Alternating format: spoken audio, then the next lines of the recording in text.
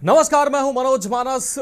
देश की 6 बड़ी खबरों में आपका स्वागत है और 6 बड़ी खबरों में हम पहली खबर की बात करेंगे। मुख्य निर्वाचन आयुक्त ज्ञानेश कुमार की अगुवाई में पटना पहुंची चुनाव आयोग की टीम।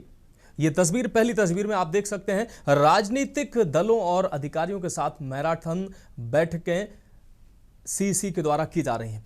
दूसरी तस्वीर हम आपको दिखा रहे हैं, जहां बरेली में 26 सितंबर को हुई सांप्रदायिक हिंसा के बाद हालात जो है संवेदनशील बने हुए हैं। इस पर हम बात करेंगे। मस्जिद के ध्वस्तीकरण को लेकर इलाहाबाद हाईकोर्ट में याचिका दायर की गई थी। हाईकोर्ट ने मस्जिद पक्ष की याचिका खारिज कर दी। इस बीच विपक्ष के डेलीगेशन को, समाजवादी पार्टी के डेलीगेशन को बरेली जाने से रोका गया है। माता प्रसाद पांडे को हाउस अरेस्ट किया गया है। और तीसरी अहम खबर आपको हम दिखाएंगे, जिसमें कोल्ड्रिप सिरप, मध्य प्रदेश और राजस्थान में बच्चों की मौत के बाद मध्य प्रदेश सरकार ने सिरप पर बैन लगा दिया है।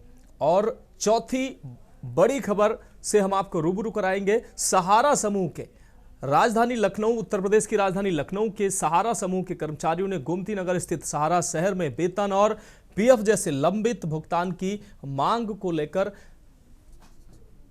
कामकाज ठप कर दिया है। और पांचवी बड़ी खबर हम आपको दिखाएंगे। देहरादून में भाजपा द्वारा आयोजित जीएसटी बजट उत्सव पर उपनेता प्रतिपक्ष भुवन चंद कापड़ी ने तीखी प्रतिक्रिया दी है। और छठवीं बड़ी खबर से आपको हम रूबरू कराएंगे।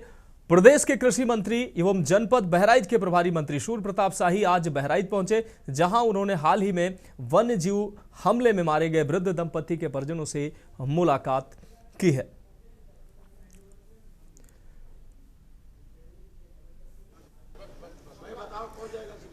तो अब सबसे पहली खबर का रुख कर लेते हैं।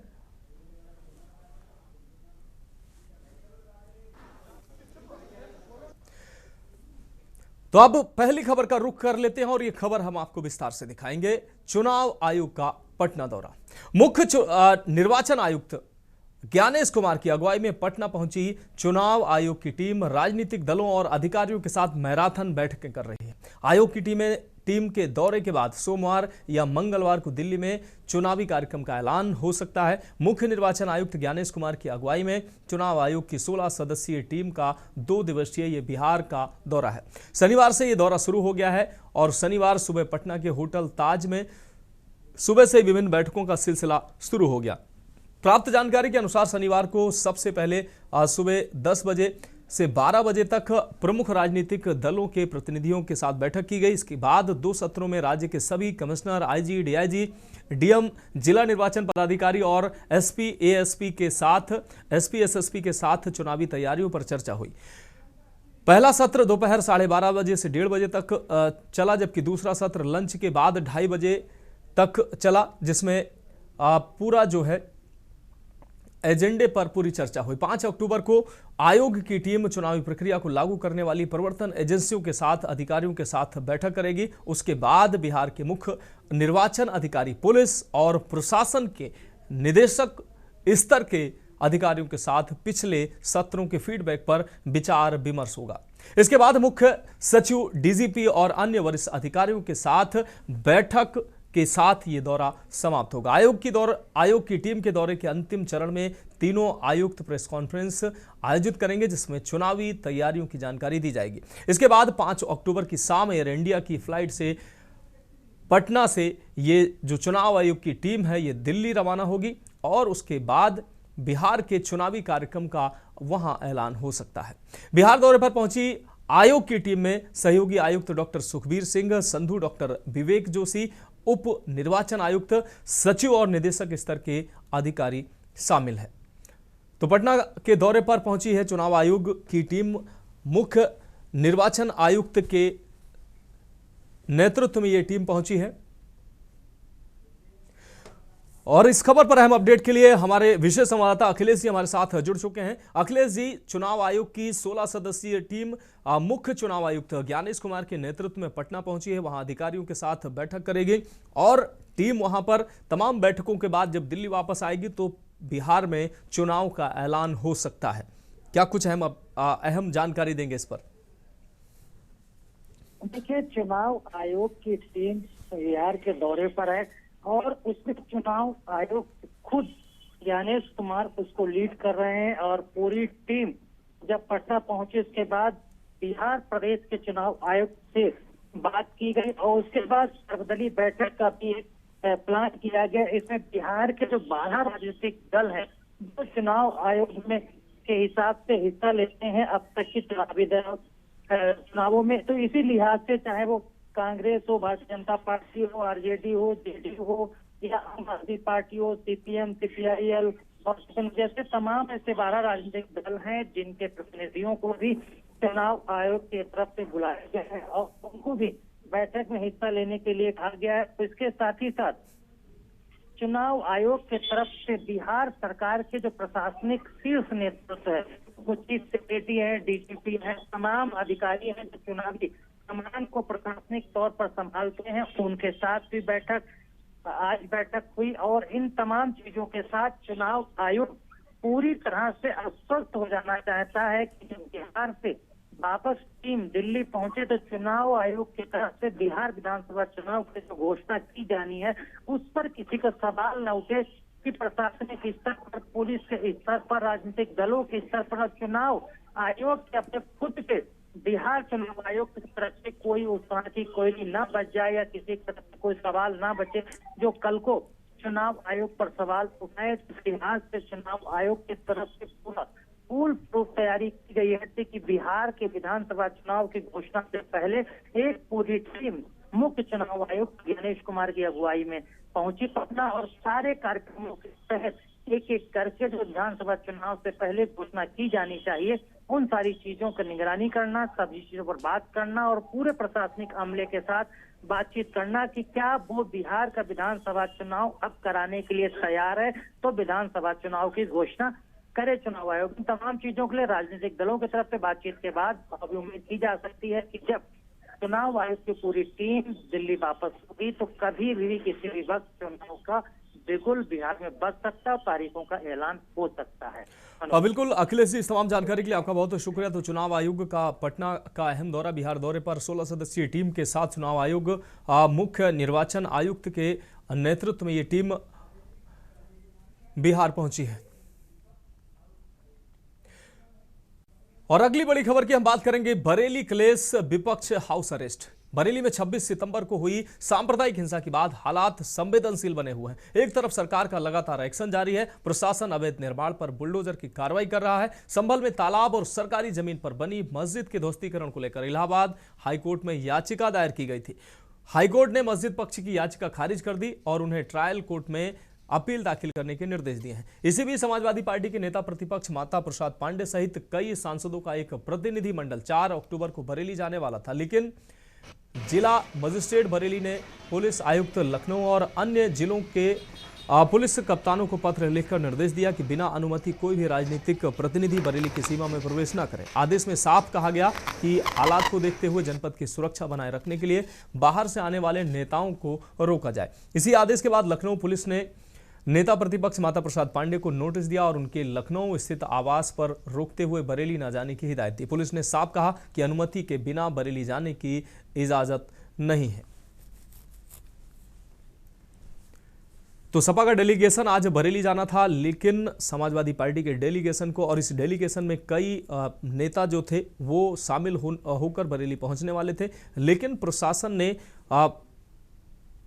नेता प्रतिपक्ष के नेतृत्व में जाने वाले इस डेलीगेशन को हाउस अरेस्ट किया। घटना के बारे में जानकारी करने के लिए हमारे राष्ट्रीय अध्यक्ष जी ने एक प्रतिनिधिमंडल बनवाया हमारे नेतृत्व में जाने के लिए। उसमें कई सदस्य हैं, हमारे एमपी लोग हैं और सब हैं, लेकिन मैं यहाँ था नहीं। मुझे सूचना मिली शाम को 5 बजे तो मैं वहाँ से चला और रात को जब 12 बजे यहाँ अपने घर पर आया तो इसके पहले की जाने की कोई बात हो तो वहाँ बड़ी संख्या में पुलिस थी और हमको एक नोटिस पीजीआई थाने का समझा दिया। दरोगा ने मुझे कहा आपको अपने घर में रहना है, घर से बाहर नहीं निकलना है। हमको दरोगा चिट्ठी लिखता, कलेक्टर लिखता तो मान भी लेते, यहाँ का दरोगा पीजीआई थाने का मुझे चिट्ठी लिखता। प्रतिपक्ष नेता माता प्रसाद पांडे जी इस वक्त हमारे साथ मौजूद हैं। आज आपको बरेली जाना था प्रतिनिधिमंडल के साथ, ऐसा क्या रहा कि आपको जाने नहीं दिया जा रहा?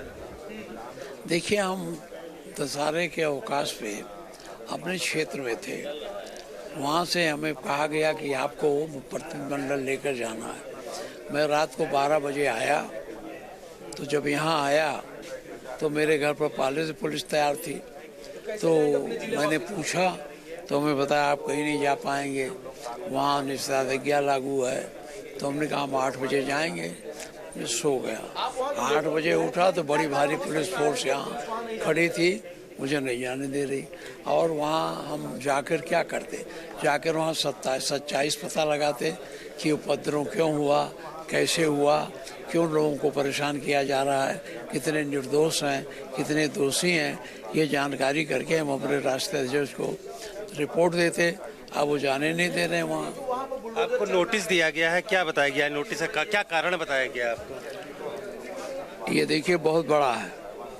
भारतीय नागरिक सुरक्षा संहिता धारा निषेधाज्ञा जारी की गई है, जिसके अंतर्गत किसी भी बाहरी व्यक्ति सामाजिक संगठन अथवा जनपद बरेली की सीमा में सक्षम अधिकारी की अनुमति के बिना प्रवेश प्रतिबंधित है।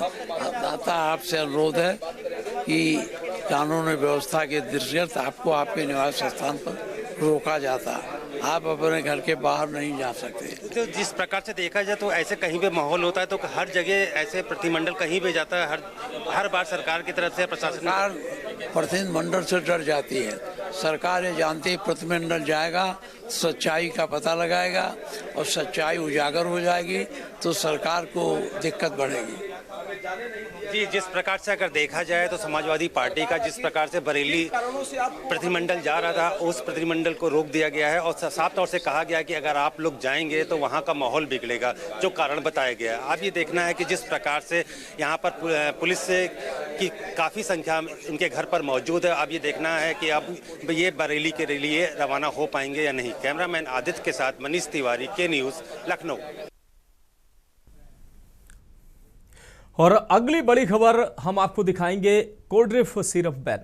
मध्य प्रदेश और राजस्थान में बच्चों की मौत के बाद केंद्रीय स्वास्थ्य मंत्रालय ने कोल्ड्रिफ कफ सिरप को लेकर एडवाइजरी जारी की है। एडवाइजरी में 2 साल से कम उम्र के बच्चों को कफ सिरप न देने और 5 साल तक के बच्चों को भी इससे बचने की सलाह दी गई है। वहीं मध्य प्रदेश सरकार ने तमिलनाडु के बाद कोल्ड्रिफ सिरप पर तत्काल प्रभाव से बैन लगा दिया है। मुख्यमंत्री मोहन यादव ने इस सिरप पर पाबंदी लगाते हुए सख्त चेतावनी जारी की है। उनका कहना है कि दोषियों को किसी भी कीमत पर नहीं छोड़ा जाएगा। कोल्ड्रिफ सिरप के अलावा कंपनी के सभी प्रोडक्ट को मध्य प्रदेश में बैन कर दिया गया है। आपको बता दें कि छिंदवाड़ा में कोल्ड्रिफ सिरप के सेवन से बच्चों की मौत की घटना ने पूरे प्रदेश को झकझोर दिया। मामले की गंभीरता को देखते हुए मुख्यमंत्री डॉक्टर मोहन यादव ने मध्य प्रदेश में सिरप की बिक्री पर तत्काल प्रतिबंध लगा दिया। सिरप बनाने वाली कंपनी की फैक्ट्री तमिलनाडु के कांचीपुरम में स्थित है, जिसके खिलाफ जांच रिपोर्ट आने के बाद कड़ा एक्शन लिया गया है। कंपनी के अन्य उत्पादों की बिक्री पर भी रोक लगाई जा रही है। राज्य सरकार ने स्पष्ट किया है कि दोषियों को किसी भी हालत में बख्शा नहीं जाएगा।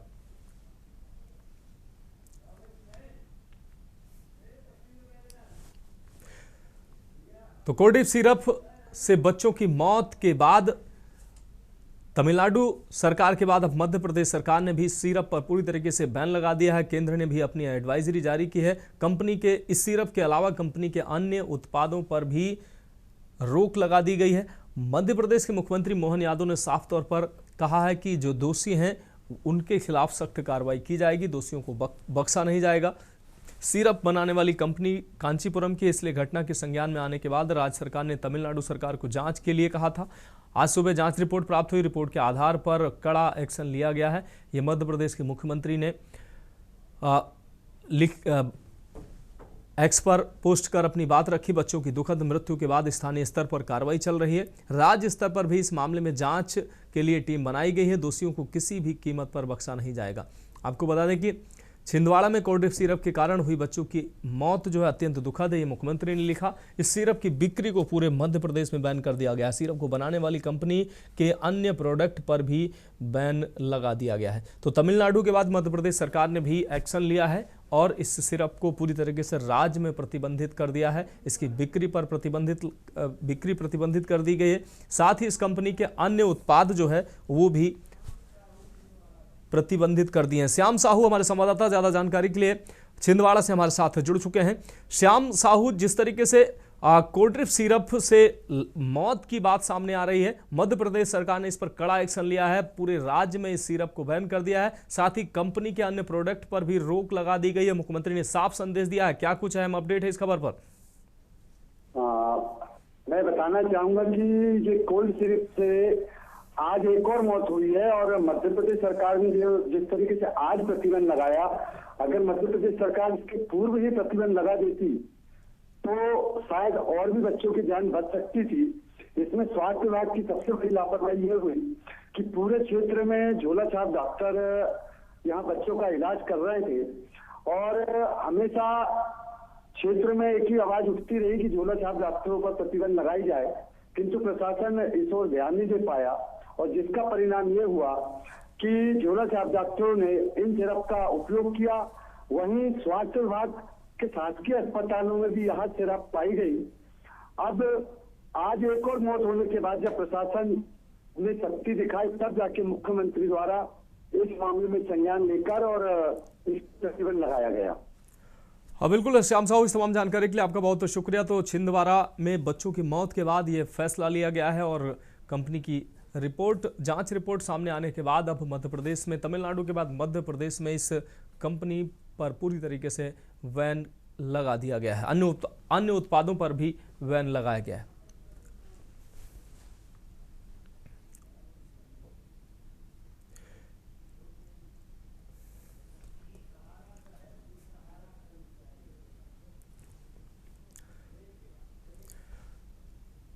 और हमारी अगली बड़ी खबर है सहारा शहर बेसहारा कर्मचारी। एक ब्रेक के बाद आपको दिखाएंगे। आप देख रहे हैं के न्यूज, खबरों का सारथी। ब्रेक के बाद 6 बड़ी खबरों में आपका बहुत स्वागत है एक बार फिर से। और हम बात कर रहे हैं सहारा शहर बेसहारा कर्मचारी। सहारा समूह के कर्मचारियों ने गोमती नगर स्थित सहारा शहर में वेतन और पीएफ जैसे लंबित भुगतान की मांग को लेकर कामकाज ठप कर धरना प्रदर्शन शुरू कर दिया है। सैकड़ों की संख्या में एकत्रित कर्मचारियों ने प्रबंधन के खिलाफ जमकर नारेबाजी की है। अपने वर्षों की मेहनत के बदले बकाया भुगतान की मांग वो कर रहे हैं। कर्मचारियों का आरोप है कि साल 2014 से अब तक उनका पीएफ नहीं जमा किया गया है। महीनों से वेतन का भी भुगतान नहीं हो रहा है। प्रदर्शनकारियों का कहना है कि उन्होंने अपना पूरा जीवन सहारा समूह में सेवा के तौर पर गुजारा है, लेकिन अब जब उन्हें सबसे अधिक जरूरत है तो कंपनी ने उनका पैसा रोक रखा है। धरने में शामिल कर्मचारियों ने कहा कि हमने पूरी जिंदगी सहारा को दे दी, अब हमारी जिंदगी भर की कमाई फंसी हुई है। पहले हमारा पैसा दो, फिर कंपनी को बंद करो या जो करना है करो, लेकिन हमारे साथ अन्याय नहीं होना चाहिए, ये बात कर्मचारियों ने कही। कर्मचारियों ने चेतावनी दी कि यदि जल्द ही उनकी मांगे पूरी नहीं हुई तो वे बड़े स्तर पर आंदोलन छेड़ेंगे और कानूनी कार्रवाई के लिए बाध्य होंगे। आपको बता दें कि सहारा शहर के जिम्मेदारों के पलायन के बाद से आंदोलित सहारा कर्मचारियों को वेतन की जगह टोकन मनी दी जा रही है। आपको नगर निगम के सहारा शहर की लीज निरस्त कर वहां रहने वालों को मकान खाली करने का अल्टीमेटम दिए जाने के बाद नगर निगम जल्द ही सहारा शहर को टेक ओवर करने वाला है, जिसको देखते हुए ये कर्मचारी लगातार आंदोलित हैं और अपना वेतन, अपनी पीएफ और अपनी जो अन्य मांगे हैं उसको मनवाने के लिए धरने प्रदर्शन के लिए मजबूर हैं। हम इस समय सहारा शहर के बाहर खड़े हुए हैं। नगर निगम ने सहारा शहर को अपने कब्जे में लेने के लिए कवायद कर रहा है और कुछ दिन पहले ही नोटिस बोर्ड भी लगा दिया था जिसमें कहा गया था कि यह सहारा शहर की संपत्ति है वो नगर निगम की है। अगर बात करें सहारा शहर में तमाम कर्मचारी इसमें मौजूद हैं, अंदर भी हैं, बाहर भी हैं। तो यहाँ कर्मचारी हैं? हाँ कर्मचारी, मैं सिक्योरिटी गार्ड हूँ। कितने साल से? करीब 34 साल हो गया। तनख्वाह कितने साल से नहीं है? तनख्वाह करीब 14 साल से टोकन मनी आ रही थी, बीच बीच में फुल तनख्वाह देते रहे। कितना टोकन मनी होता था? 9,000, 11,000, 15,000। तनख्वाह कितनी थी आपकी? तनख्वाह हमारी 27,000 रुपये थी। तो अभी क्या चर्चा चल रही, क्या बात? अभी चर्चा ये चल रही कि यहाँ से सामान होकर के लौट जा रहा। 3 महीने से तो वेतन नहीं दिया। कोई चर्चा करने आया ही नहीं। बड़ा अधिकारी कोई आदमी सामने ही नहीं, कोई सामने नहीं है। प्रबंधन से कोई बात नहीं हुई है, कोई बात अभी नहीं हुई है। कैसे, मतलब क्या उम्मीद आप लोग लगाएं? कोई जब बात नहीं कर रहा है, कोई कुछ नहीं कर रहा, क्या बताया जाए? जब तक ये बात नहीं करेंगे तब तक यहीं बैठेंगे हम लोग। नहीं सर, अंदर वार्तालाप हो रही इसके संदर्भ लेकर के, जब कोई वहाँ से आएगा तो उनसे बातचीत की जाएगी। कितने सालों के वेतन बाकी है? सर हमारा तो 2012 से लेकर के और अब तक तो हमको तनख्वाह नहीं मिली। और जब मैं रिटायर हुआ हूँ, 8 सितंबर को रिटायर हुआ था, तो एक सारा पेपर दे दिया गया था। बहुत से लोग तो रिटायरमेंट को लोगों को बधाई देते हैं, भैया आप रिटायरमेंट हो। यहाँ तो एक पेपर दे करके चले गए। स्कूल ये सभी लोग कर्मचारी हैं सारा समूह के। कई सालों से वेतन नहीं मिला है, परेशानी बड़ी है क्योंकि नगर निगम और सरकार जो है इस पर अपना आधिपत्य घोषित कर चुकी है। ऐसे में इनको कहीं ना कहीं ये चिंता सता रही है कि आखिर जो सालों का इनका मेहनताना है वो कब और कैसे मिलेगा। लखनऊ से के न्यूज के लिए अश्विनी कुमार सहयोगी आदित्य के साथ। सिक्योरिटी वाला कोई अपना जाए। हमारे संवाददाता अश्विनी ज्यादा जानकारी के लिए हमारे साथ जुड़ गए हैं। अश्विनी, सहारा समूह के जो कर्मचारी हैं वो लगातार प्रदर्शन करने को मजबूर हैं क्योंकि उनका वेतन फंसा हुआ है, उनका वर्षों का वेतन फंसा हुआ है और आगे उनका भविष्य जो है वो भी अंधकार में दिख रहा है, क्योंकि अब इस सहारा शहर में नगर निगम का कब्जा होगा। और जब से कर्मचारियों को ये जानकारी हुई है तब से वो आंदोलित नजर आ रहे हैं। इस शहर में जो जिम्मेदार मौजूद थे, सहारा समूह के परिवार के लोग मौजूद थे, वो पहले ही यहाँ से फरार हो चुके हैं, यहां से निकल चुके हैं और अब कर्मचारी जो है आंदोलनरत नजर आ रहे हैं। क्या कुछ अहम अपडेट निकलकर सामने आ रही है इस अहम खबर पर? अश्विनी, क्या आप हमें सुन पा रहे हैं? बिल्कुल दादा, आपको सारा शहर है उसकी आज जो है डीड खत्म हो चुकी। लाइसेंस डीड थी जो 1994 में 30 साल के लिए हुई थी, जिसके बाद नगर निगम उस पर अपना आधिपत्य जमा रहा है। उसको लेकर के उन्होंने बाकायदा पहले बोर्ड लगा दिया, उसके बाद सारा शहर को खाली करने का निर्देश दिया। लेकिन 3 दिन पहले जब टीम पहुंची थी नगर निगम की, तो उस दौरान वहां तमाम जो लोग रह रहे हैं उन्होंने कुछ दिन की मोहलत मांगी थी, क्योंकि सामान निकालने के लिए कुछ दिन समय चाहिए था। निश्चित तौर पर समय सीमा समाप्त हो चुकी है, कभी भी नगर निगम जो है कार्रवाई कर सकता है। ऐसे में कहीं ना कहीं जो कर्मचारी है उनका डर है कि अगर सहारा शहर है वहां से लोग चले जाएंगे, अधिकारी जो बड़े चले जाएंगे, तो आखिर उनकी जो तनख्वाह सालों से बकाया है वो कौन देगा।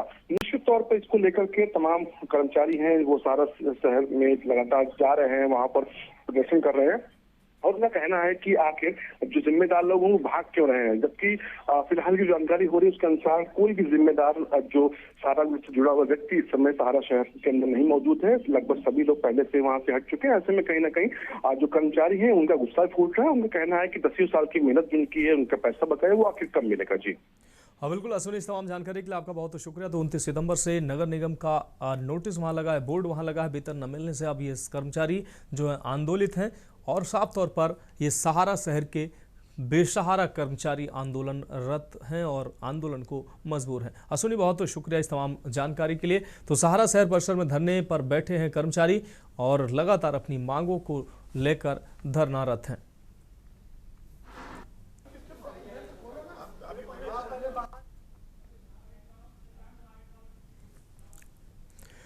और अब हम बात करेंगे जीएसटी बचत उत्सव पर तंज। देहरादून में भाजपा द्वारा आयोजित जीएसटी बचत उत्सव पर उपनेता प्रतिपक्ष भुवन चंद्र कापड़ी ने तीखी प्रतिक्रिया दी है। उन्होंने आरोप लगाया कि पिछले 8 वर्षों में जीएसटी लागू होने से देश की जनता को 1,61,000 आपको बता दें 1,61,27,000 करोड़ का नुकसान हुआ है। कापड़ी ने कहा कि इस व्यवस्था में गरीबों का अपमान आसमान का भार डाला है, जबकि अमीरों ने केवल 2.5 लाख करोड़ की वसूली अमीरों से की गई है। उन्होंने सरकार की 50 रुपए की कर कटौती को लेकर की जा रही उपलब्धि गिनाने पर भी सवाल उठाए और कहा कि ये उत्सव जनता और व्यापारियों की वास्तविक भागीदारी से कोसों दूर है। कापड़ी ने इसे जनता और व्यापारियों का खून चूसने वाली व्यवस्था करार दिया और कहा कि इस तरह के आयोजनों से आम लोगों की पीड़ा नहीं छिपाई जा सकती। 8 साल की लूट के बाद, वैसे तो कहते हैं भाई कि सुबह का भूला शाम को घर वापस आ जाए तो उसे भूला नहीं कहते, लेकिन इस भूल में 8 साल में 1,27,000 करोड़ का नुकसान इस देश की जनता का हो गया है। जो 140 करोड़ लोग हैं उनका नुकसान हुआ। उसके बाद कहें जी नहीं जीएसटी जैसे पहले कह रहे थे, जो राहुल गांधी कह रहे थे वो स्लॉट सही था, तो आपको ये बात 8 साल पहले करनी चाहिए थी, जिसमें सिर्फ 2.5 लाख करोड़ आपने अमीरों से वसूला है, बाकी 1,25,000 करोड़ का जो आपने जीएसटी वसूला है गरीब लोगों से वसूला है। और आप जो है कि जो 50 रुपए की चीज़ थी आपने 120 की कर दी, उसको 10 रुपए कम कर रहे हैं और अपनी उपलब्धि गिना रहे हैं। जैसे नकल विरोधी कानून में खुद पीठ थपथपा रहे थे, जीएसटी में भी खुद ही पीठ थपथपा रहे हैं। और अगली बड़ी खबर की हम बात करेंगे मौत पर मरहम की।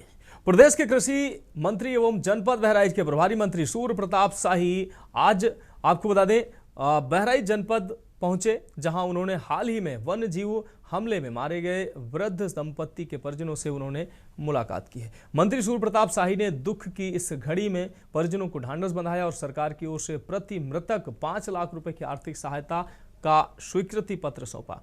कृषि मंत्री सूर्य प्रताप शाही अपने बहराइच दौरे के दौरान विकासखंड पखरपुर के मंजारा तोकली गांव पहुंचे। ये वही इलाका है जहां कुछ दिन पहले वन्यजीव के हमले में छेदन और उनकी पत्नी मुनकिया की मौत हो गई थी। मंत्री ने मृतक दंपत्ति के पुत्र छब्बर और ओम प्रकाश से भेंट की, संवेदना व्यक्त की और कहा कि राज्य सरकार हर संभव मदद के लिए प्रतिबद्ध है। उन्होंने प्रभावित परिवार को 5-5 लाख रुपए की अहेतुक सहायता राशि का स्वीकृति पत्र भी सौंपा। इसके साथ ही उन्होंने स्पष्ट निर्देश दिए कि वन विभाग और जिला प्रशासन प्रभावित गांव को हिंसक वन्यजीवों के आतंक से मुक्त कराने के लिए हर संभव कदम उठाएंगे।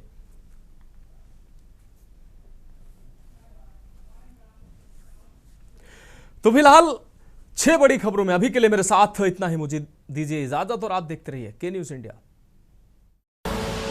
आप देख रहे हैं के न्यूज, खबरों का सारथी।